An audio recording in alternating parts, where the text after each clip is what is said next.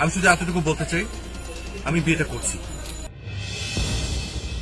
TV পর্দায় যে ব্যক্তিটি মানুষকে প্রেম ভালোবাসা ঘর সংসার করতে শেখায়, বাস্তব জীবনে সে নিজেই সংসার করতে পারলেন না, ভেঙে গেছে তার দ্বিতীয় সংসার। তাই সম্প্রতি আবারও আলোচনায় উঠে এসেছিলেন আমাদের সবার প্রিয় অপূর্ব। যদি কখনো ভুল হয়ে যায়, তুমি অপরাধ নিও না। প্রায় 3 মাস স্বেচ্ছায় ঘরবন্দি অপূর্ব। লকডাউনের শুরুর দিকে অসুবিধা না হলেও এখন যতই দিন যাচ্ছে মানসিকভাবে অবসাদগ্রস্ত হয়ে পড়ছেন তিনি। এখনো শুটিং শুরু করেননি অপূর্ব।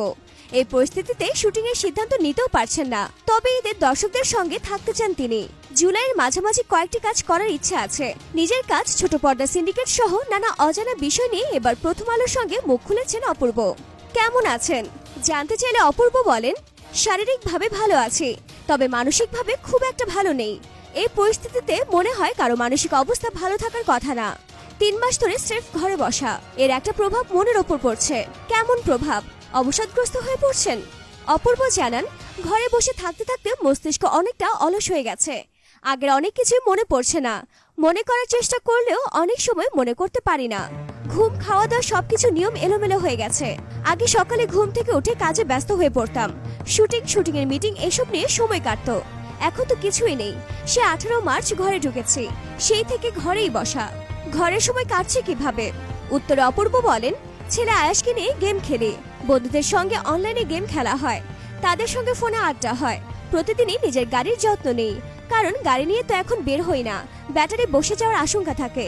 তাই 1-2 দিন পর পর বাসার সামনে একটু চালাই। এছাড়া প্রতিদিন রাতেই সিনেমা দেখি।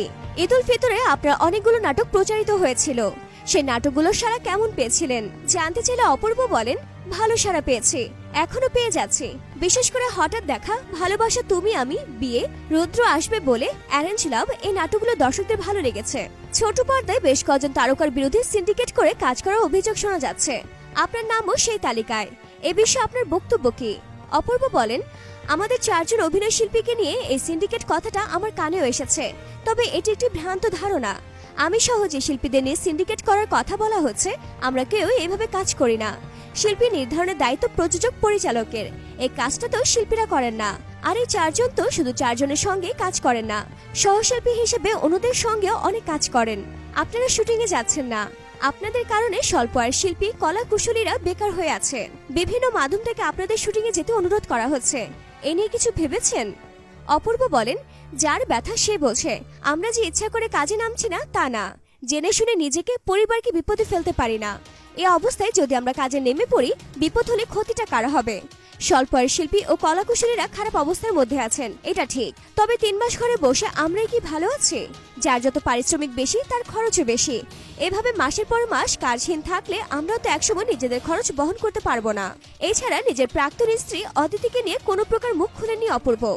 তো বন্ধুরা, আমরা আপনাদের কাছে জানতে চাচ্ছি, অদিতিকে ডিভোর্স দিয়ে কি এখন ভালো আছে অপূর্ব?